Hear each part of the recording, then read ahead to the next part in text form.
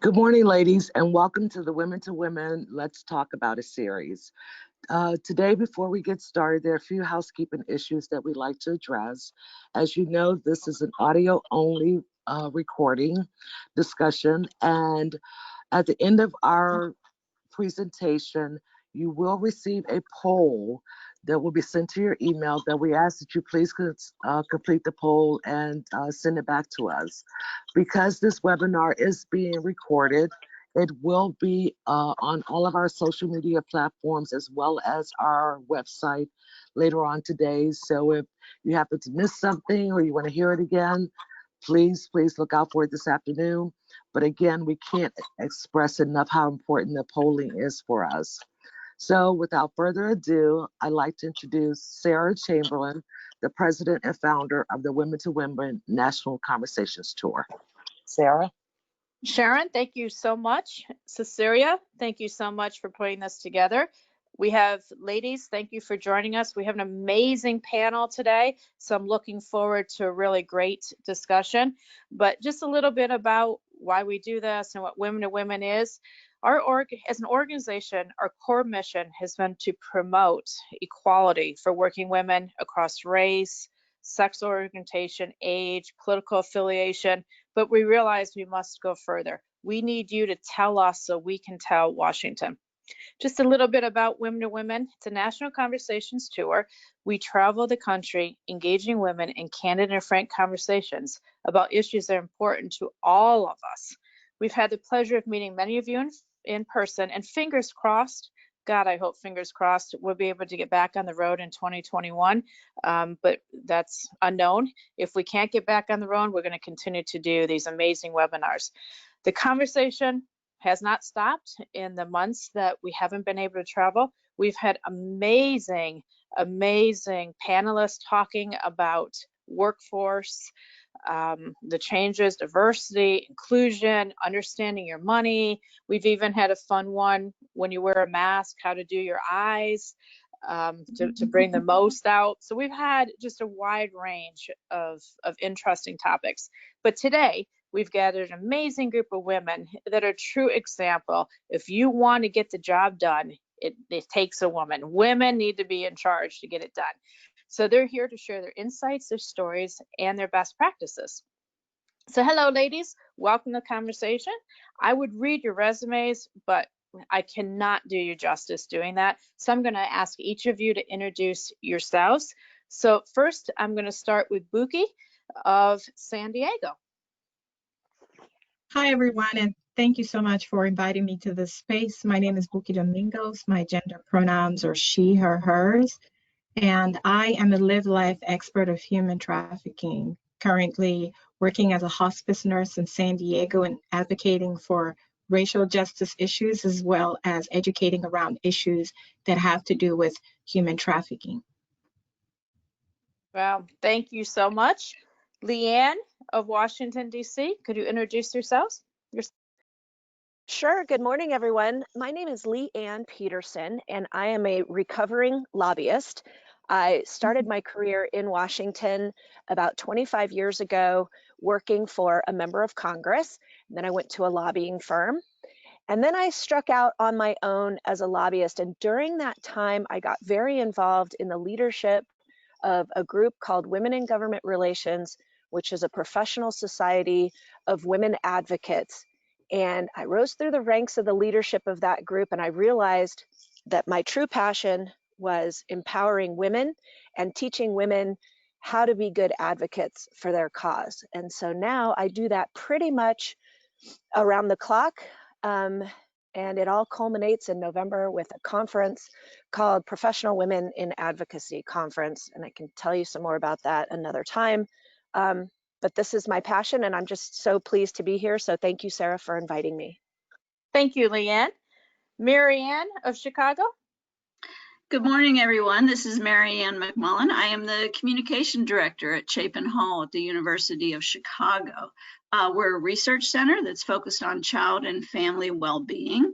I was also a former presidential appointee during the Obama administration. I spent 6 years in the U.S. Department of Health and Human Services doing external affairs and communications.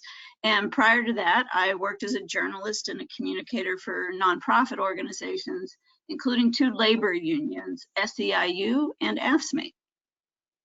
Oh, it's interesting. Thank you, Marrianne. And Helen, Los Angeles.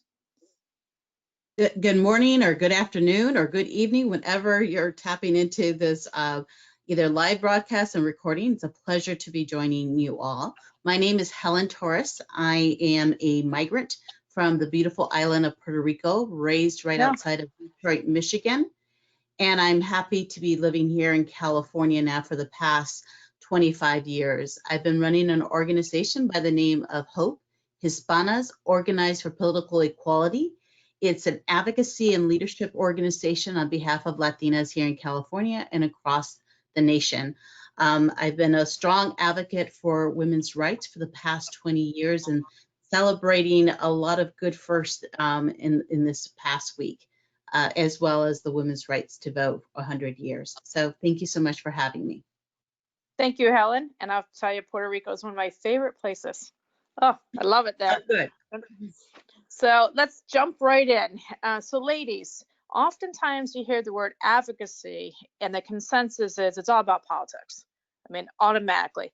But yeah, advocacy is a broad concept that goes way beyond changing or shaping legislation. So I would love each of you to talk about what advocacy means to you. Marrianne, can we start with you?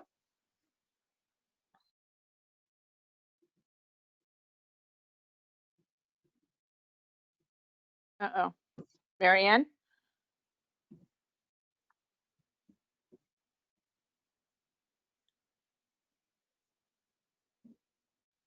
Cecilia?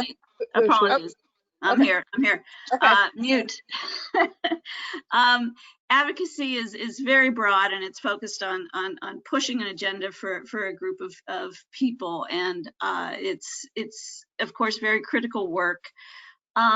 Lobbying, it becomes a form of advocacy when the lever for social change that you're trying to pull is a piece of legislation or public policy.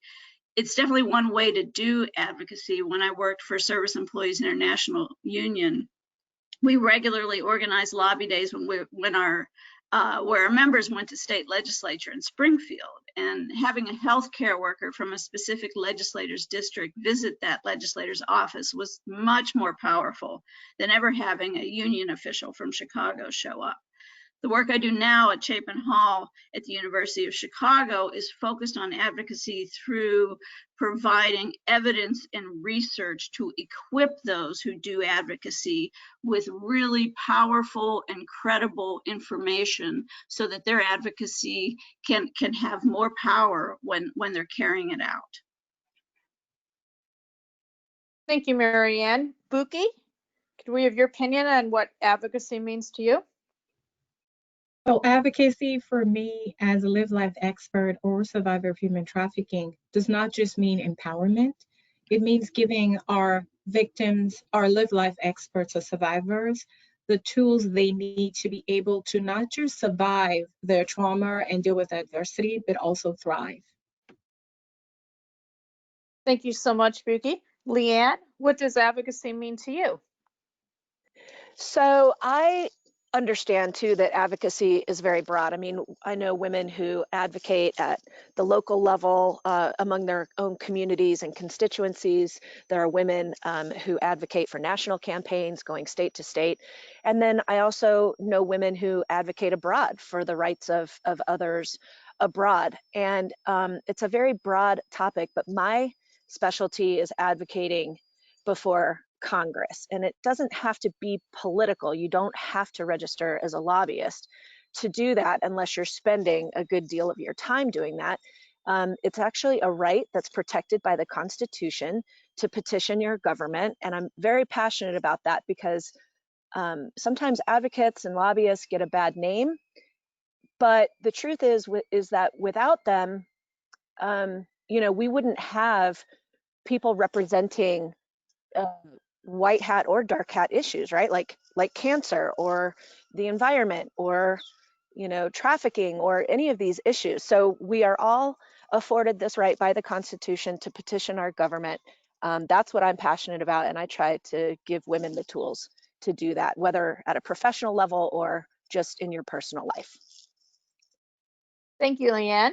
Helen, what does advocacy mean to you? I have loved all the panelists' description and definition around advocacy. I would add that advocacy shows up in our lives in so many different ways, and often we don't realize we're being an advocate. It could be as a parent going to your school and ensuring that your children have access to the best education possible. It can be rising up your voice when you see something of an inequity in your workplace. It can look like, as LeeAnn has pointed out, going to Washington, D.C. or your state capital and ensuring that your interests are well represented. Advocacy is critically important, especially from a gender lens, to ensure equality and truly that our government and our institutions and our corporations are representative of the individuals they're serving. Thank you, Helen. So, Buki, congratulations on being named one of San Diego's phenomenal women in advocacy and empowerment. So, yay, huge honor. You have an amazing story that demonstrates courage and determination.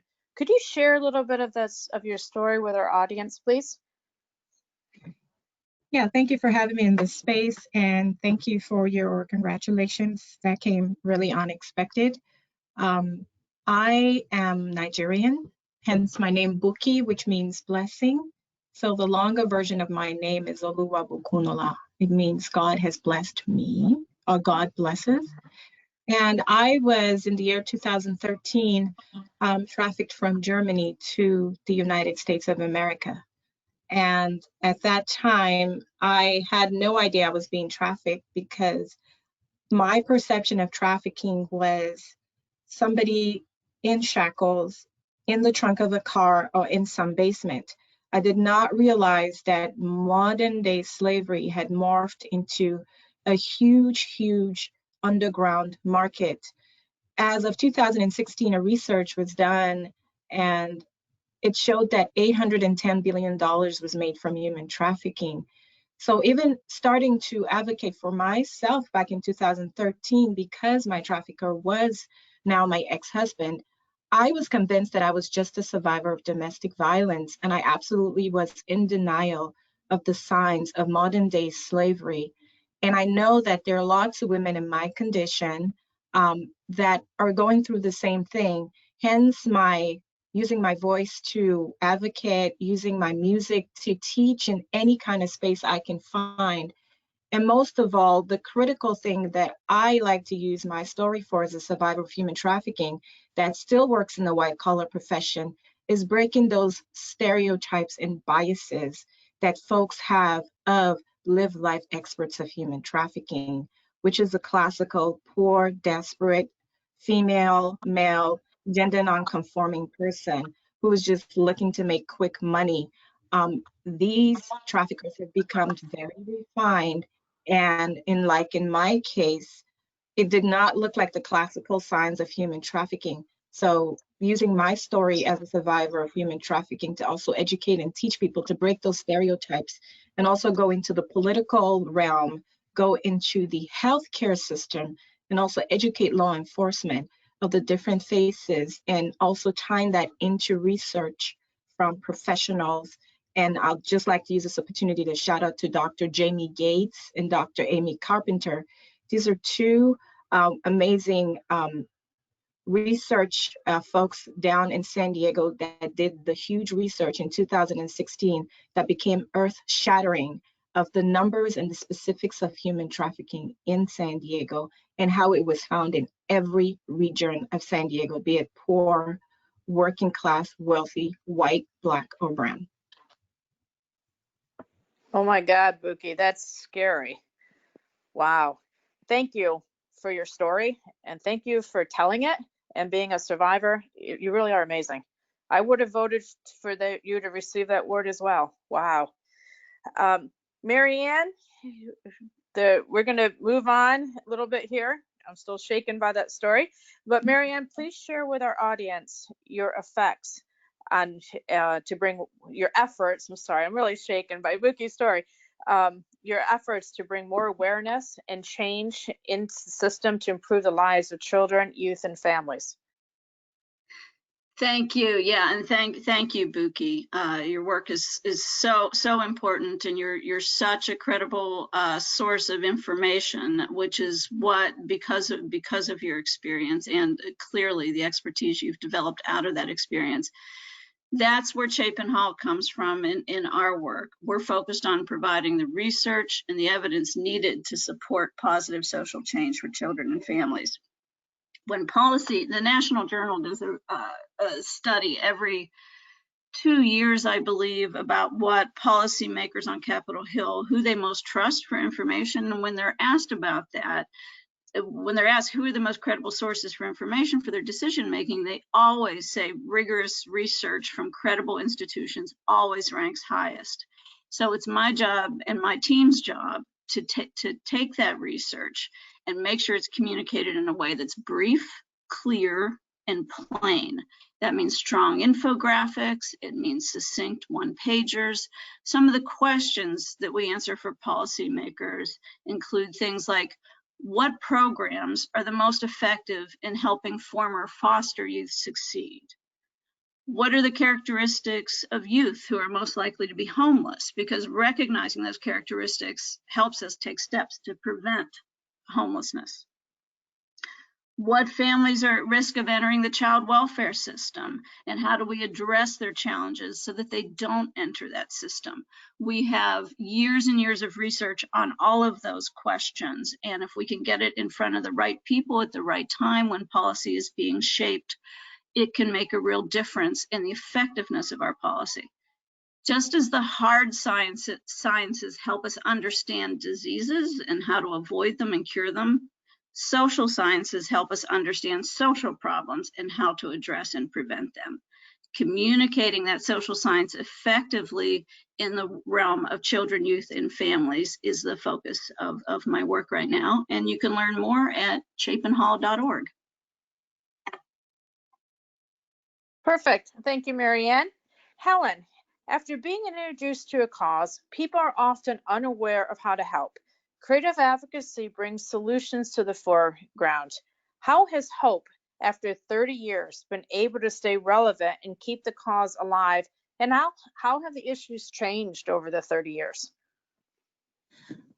You know, I've been thinking a lot about that question, and I'm going to answer it in two parts, if you will. First, how have we, stayed in touch with the Latina community that we represent? I always like to say that we have developed 4 tiers of leadership programs that meet Latinas at every stage of their life development. If it's a high school student in her junior year wondering how to get into college and the resources available to her that she should even be applying, we have a program for her. If it's the college student that is struggling as a first-generation student, trying to understand and navigate college life and the requirements and the financial burdens that come with that at times, we're there for her through our leadership program. And if it's the professional that has 5+ years of community experience, has been making an impact in her community and really wants to engage in a much more meaningful way in her civic engagement, which may mean running for office or serving on a statewide commission, that's our Hope Leadership Institute. And then most recently, we created the Binational Fellowship for Latina executives, either in government or in corporations or owners of small businesses, to work with our comadres, our hermanas in Mexico, to really look at women's issues from a Western Hemisphere perspective. So Hope meets Latinas in their development and their advocacy in the variety of stages of their lives. When it comes to the issues, fortunately, we have seen some great progress in some of the key issues that we define our advocacy around.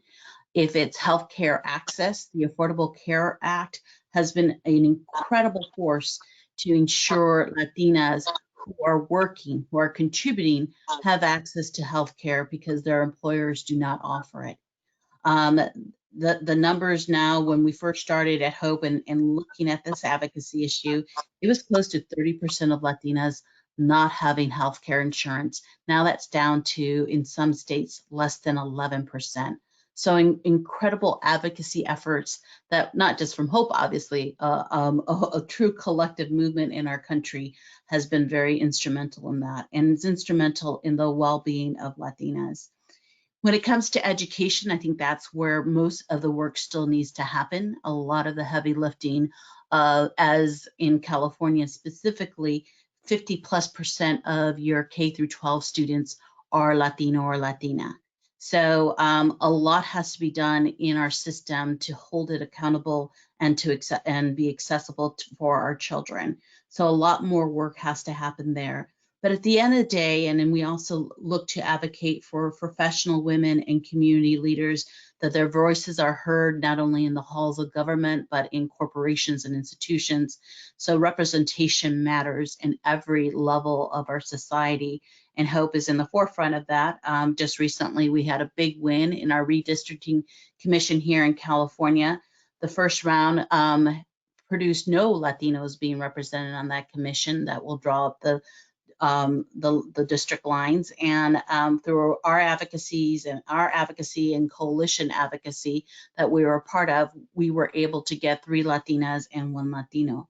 So it makes a difference at every level. The issues haven't changed, but progress has been made, and a lot more progress needs to be made in the future. Helen, thank you, and thank you for your progress. It's extremely important. LeeAnn is a co-founder of Professional Women in Advocacy. Tell us a little bit about the organization and how do you successfully gather a group of women that do not have a shared interest? Oh, I just love this question. Thank you so much, Sarah. It's we have more in common than you might think, because even though we are all advocating for different things, there are some commonalities between all of us in how we approach that work, right? So in training for advocates, whether they're volunteer advocates or professional advocates, everyone has to learn how to tell a story. Like Buki told her story and was so eloquent in doing it and made a very strong first impression, which you only get one opportunity to do. So we do have a full room when we're able to meet in person of women from different backgrounds and representing different issues and causes. But the thing that brings us all together and the commonality there is the methods and the tools that we use to conduct our advocacy. Second to that, I would say that the other commonality that we have is a passion for the work that we're doing and an understanding that when women are involved in this work, that progress does get made, as Helen alluded to. I'd say a third dimension of this is that we all are sort of in the same boat when it comes to wanting more women representation around the public policy table, whether that's as an advocate or as an elected official. And so I think we are united also in the pursuit of getting more women elected to office, whether it's Republican or Democrat or independent.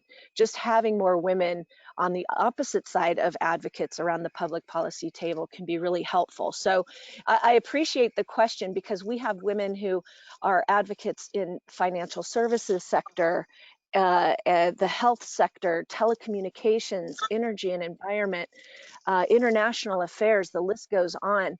But the one commonality is that we're all there to improve ourselves to be the best advocates we can be for our cause, because you only get one shot to make that first impression and to be a credible representative of what you're advocating for.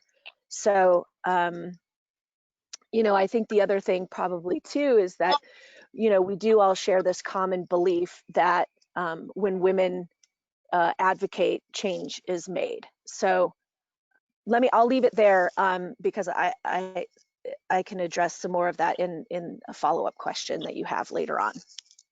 Okay, thank you, LeeAnn. And LeeAnn, as you know, I've had the pleasure of being at one of your events, and they're very, very informative and quite amazing. So thank you for doing that. Buki, we're back to this terrible trafficking. Human trafficking is a big, big business. In San Diego alone, it's the second largest underground economy after drug trafficking.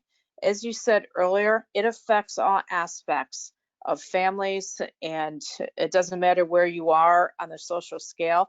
How do we change the misconcept that it only happens to a certain type of person, that it's not happening in the wealthier neighborhoods? Thank you so much for that question. And this has been my main focus for the last 4.5, going on 5 years, to break that mindset, to break that stereotypical chain of a certain perception that folks have in their minds about what human trafficking is and who the victim should look like and where the victim has to come from. And luckily we have, like I did mention Dr. Gates and Dr. Carpenter. Dr. Gates is at Point Loma Nazarene University in San Diego. Dr. Carpenter is at the University of San Diego. I'm very involved in the fight against human trafficking. But what's also critical about their work is a study that they released in 2016, which was the great segue into how the human trafficking issue was handled in San Diego. In San Diego, we find that 80% of the victims, if not more, are United States based. It's a smaller percentile that cross the border and come across into the country. So the misperception was always that these people, because San Diego is close to the border, that, oh my gosh, majority of these people are just coming in from Mexico. They've just been shipped over. And the truth is they found out that the majority of the trafficked victims are white girls, and that the beginning age, or the average age, was 15.5 to 16 years of age.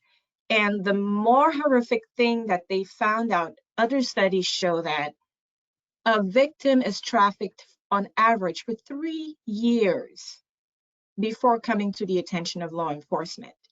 Now, my job in the community, and that of many others like the Survivor Leader Network, is to educate and give folks the tools that they need to be able to know the different signs of human trafficking, and to hopefully break those biases that they have in their mind when a young transgender person comes into their office.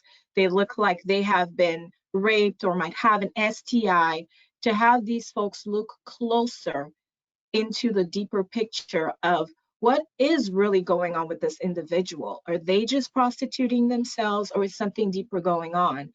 And also, they also put their work into, because they found the age limit was so young, before the teachings were done only on college campuses and folks above the age of 18. They have now transitioned that work into middle and high schools. And horrifically, they found that there was actually a thing of a peer trafficking another peer. And they did FBI raids in, for example, places like City Heights, which has a school called Hoover High School, and they did find that peers were trafficking peers. So the Unified School District jumped on board and started doing teaching and educational seminars, and they were finding more and more survivors and folks that were being trafficked. So what I do, the tools that I use are education. For example, I just did a webinar through Sharp Healthcare Systems, and it was to educate doctors and nurse practitioners so that they could be more aware. And the teaching goes on in different walks of life and in different places. For example, in the massage parlors and with the Asians, that's where most of their trafficking happens. And we have a whole army of folks working with different tools, educational tools, hands-on teachings, and everything to ensure that those signs, those very subtle signs, are not missed, and that this issue is hopefully curbed. Thank you, Buki. As a mother of a young girl in that age frame, it's very scary And a few years ago, I was pleased to work on some human trafficking bills in Washington. So it's a very scary issue, and I think it's been brought forward even more with the Epstein publicity and everything that's happened in the last couple of years there. LeeAnn, this question is something that I always get asked, so I'm going to ask you.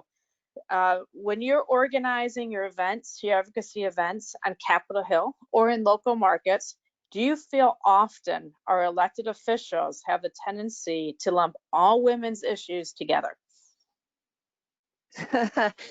Yes. Yeah, I say yes too. Yes, I do think that happens. I think it happens with our male elected officials more so than it happens with our female elected officials, which again, going back to my previous response, is why we need more women around the public policy table, both elected and non-elected, because women know that childcare is not a woman's issue. It's a community issue. It's not even just a family issue. It's a societal issue. It's an economic issue. Ditto for healthcare, and all of those other things that people would assign as a woman's issue. They're not just women's issues, right? Just as women's rights are humans' rights. It's much broader than that. And in order for us to come around to this understanding, we're just going to have to get more women elected to office who understand that all of these issues deserve equal weight.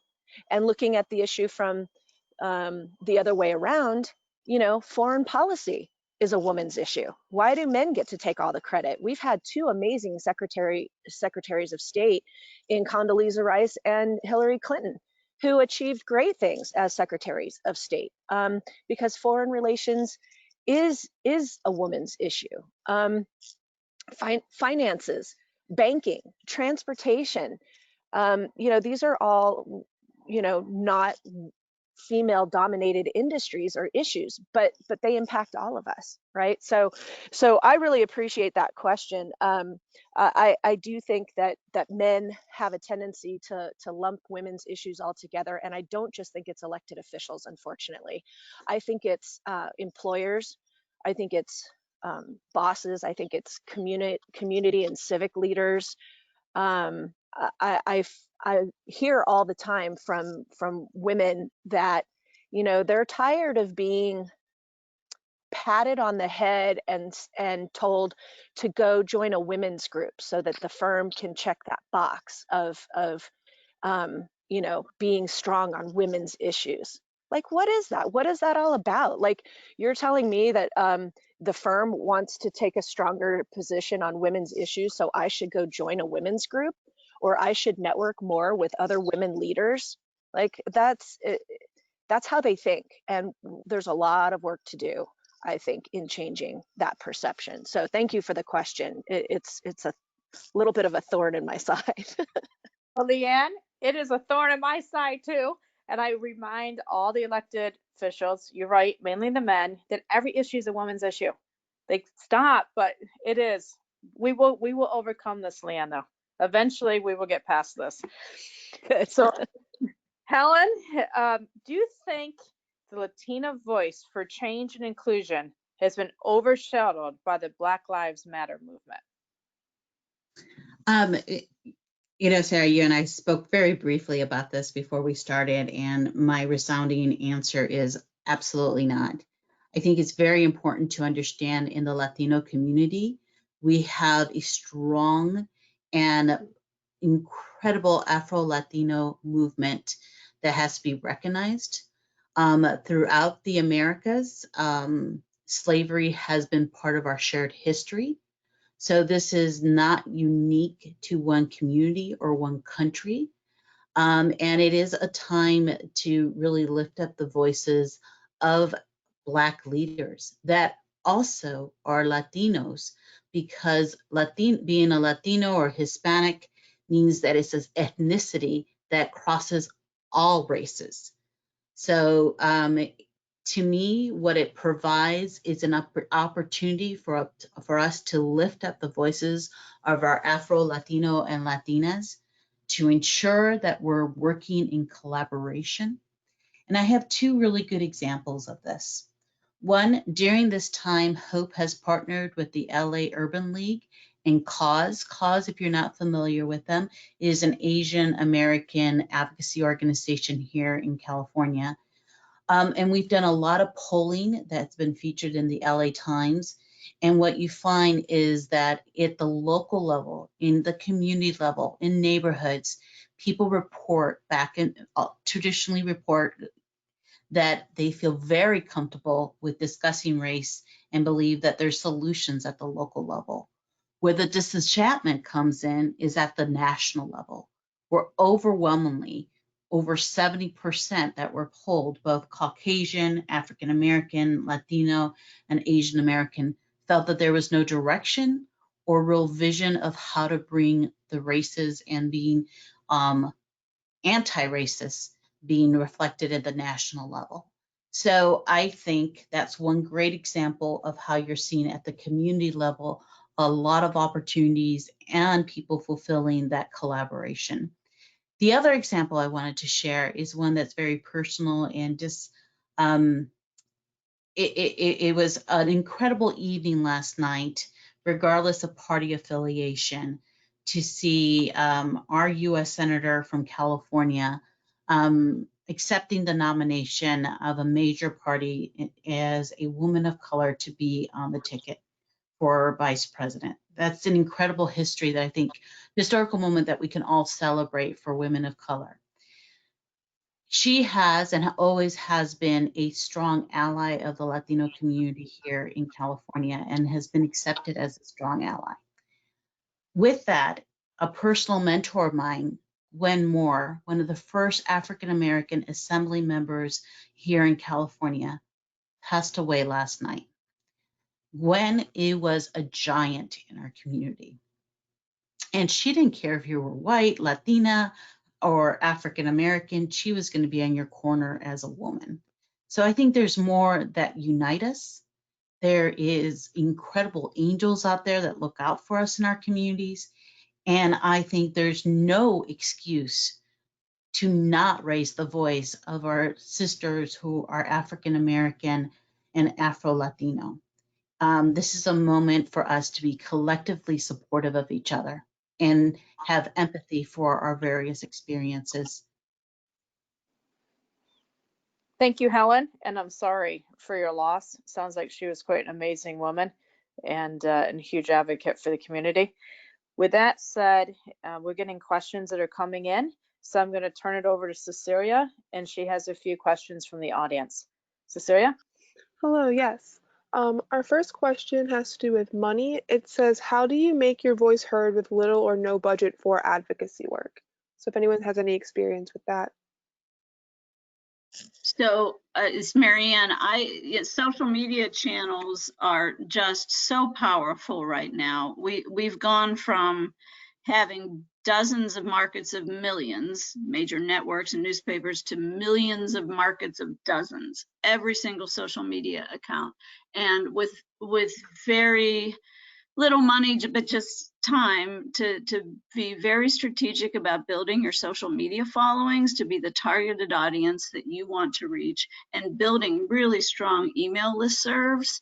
That those networks that are created through those channels that we have complete control over are very, very powerful, and they're free.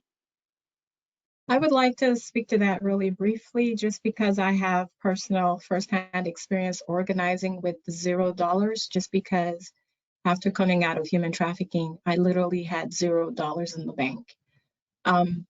I did my advocacy work on any platform, universities, high schools, middle schools, anybody.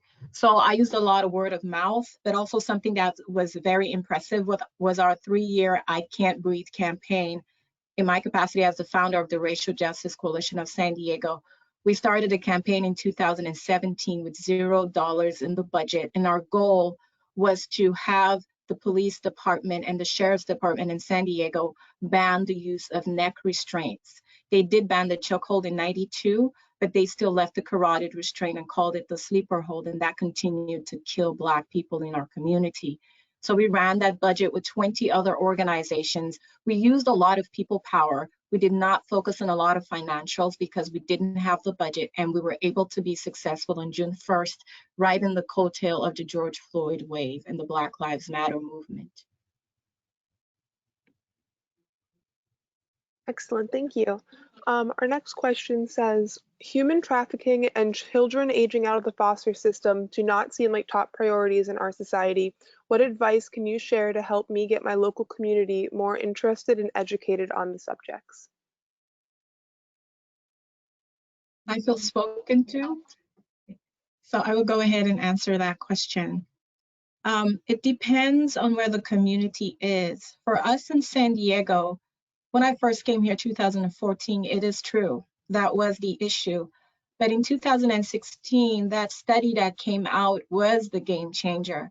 And my advice is to continue to tap into events like these and just look for resources. For example, you have national resources, or if you go under the link of there are different agencies, local agencies or national agencies, or your local district attorney's office or city attorney's office has a lot of information how you can plug into your local human trafficking organization and get involved.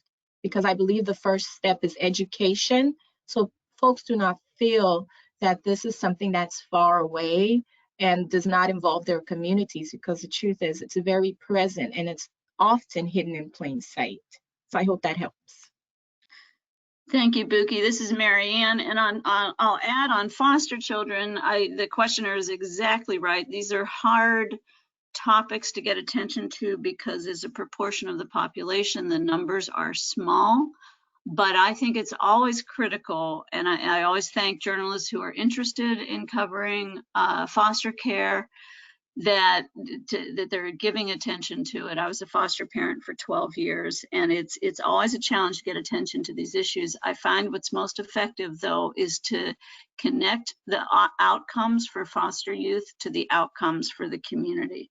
Whenever we have a segment of the population that is so disproportionately fail as adults, it is a cost to our society. It is a cost in social services. It's a cost in incarceration.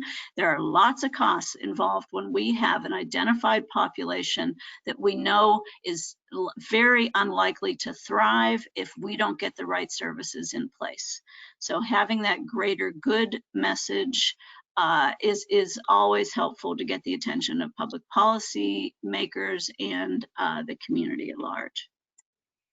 So this is LeeAnn, and I just want to jump in real quick here because this is not something that I advocate on all the time, but I actually am a former foster youth, and Marrianne, you and I connected on this once a long time ago, but you know, the reason I got into advocacy is because of my experience in foster care. I wanted initially to be an elected official until I moved to Washington and saw what goes into that process and decided that instead I would just become an advocate and teach women how to be better advocates. So I agree with that multiplier effect. If we can draw attention to this cause of this issue and help lift as many people out of foster care and onto successful lives as possible, it will definitely have a multiplier effect.